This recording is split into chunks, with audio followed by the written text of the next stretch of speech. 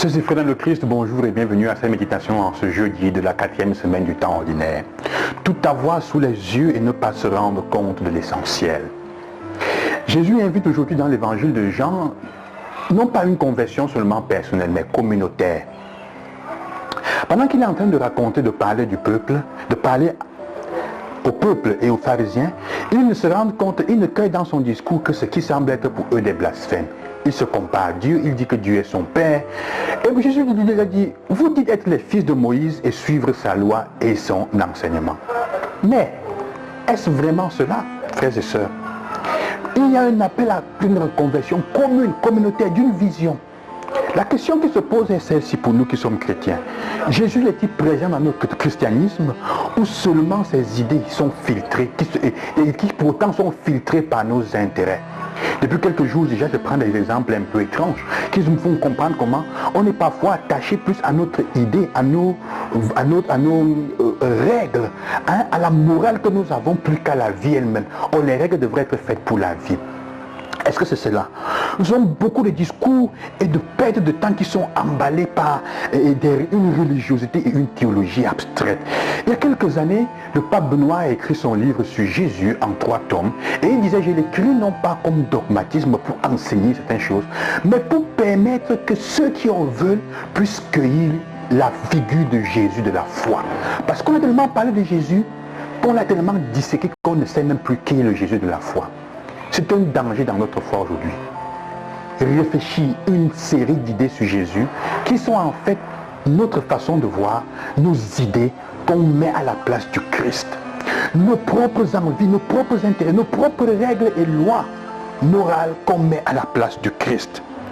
Et dit, là où tout semble parler du christianisme parfois, Jésus est-il vraiment là où il n'y a que l'ombre de ses idées? Jésus dit, vous dites suivre Moïse et ses écrits. Mais, si ces écrits renvoient à moi, témoignent du vrai visage de Dieu, comme dans la première lecture, Moïse nous fait comprendre. Il fait comprendre quel est le vrai visage de Dieu, un Dieu miséricordieux, un Dieu qui renonce au mal, un Dieu qui renonce au mal. Si on peut dire, est-ce que Dieu peut vraiment avoir le mal en lui? Est-ce que Dieu peut vraiment vouloir faire le mal? C'est un mystère.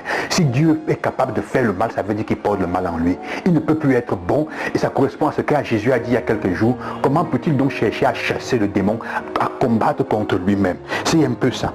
Dieu ne condamne pas pour le mal. À la fin, il nous laisse le voir sous son vrai visage, dans la réalité des faits, qui est bien, il est le bien. Alors il dit, vous qui dites être les enfants de Moïse, en quoi est-ce que votre complot pour me tuer ressemble à l'attitude de Moïse qui passe son temps à se battre, à montrer qu'il a un visage d'un Dieu qui aime, à vouloir à défendre le peuple afin que Dieu ne le laisse pas tomber dans le mal pour les conséquences de son péché, pour que Dieu continue à prendre soin de son peuple, à l'aider, à le sauver, même s'il s'éloigne de lui. Moïse se bat pour ça, pour que personne ne soit tué, même s'il est coupable. Alors vous venez avec moi que vous dites être coupable et vous voulez me tuer. En quoi votre attitude est-elle semblable à celle de Moïse? Donc votre façon de vivre la foi, votre christianisme, si on veut dire comme ça, s'il est là pour tuer les gens, alors il est mauvais. S'il est là pour faire du mal, alors il est mauvais. Si vos règles font du mal, ne serait-ce qu'à l'être le plus minime, le plus minimal, votre christianisme est un ensemble de règles simplement pour votre ventre, il est mauvais. Il n'y a pas Jésus-Christ au milieu. Si vos règles qui sont mises en disant suivre Jésus, même de la morale, si elles font du mal et elles ne travaillent pas pour que la personne grandisse et s'épanouisse, alors c'est un ensemble, c'est une religion qui n'a rien à voir avec la personne de Jésus.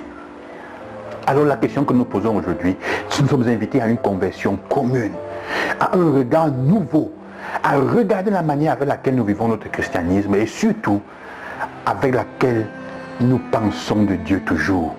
Est-ce que je recherche Jésus dans l'amour ou alors je recherche simplement un lieu où on respecte des règles et des règles qui sont même dangereuses pour les autres? Donc nous sommes invités à arracher notre regard sur Dieu selon la première lecture et nous sommes invités à vérifier si vraiment comme communauté notre façon d'agir et de traiter les autres autour de nous respecte et reflète le visage du Père qui est dans le Christ, qui accueille les pécheurs et tous ceux qui là ont besoin d'aide, même s'ils s'éloignent, ils ne tuent personne. Le Seigneur Jésus-Christ, qu'il soit avec vous. Bon cheminement encore à la suite du Seigneur. À demain.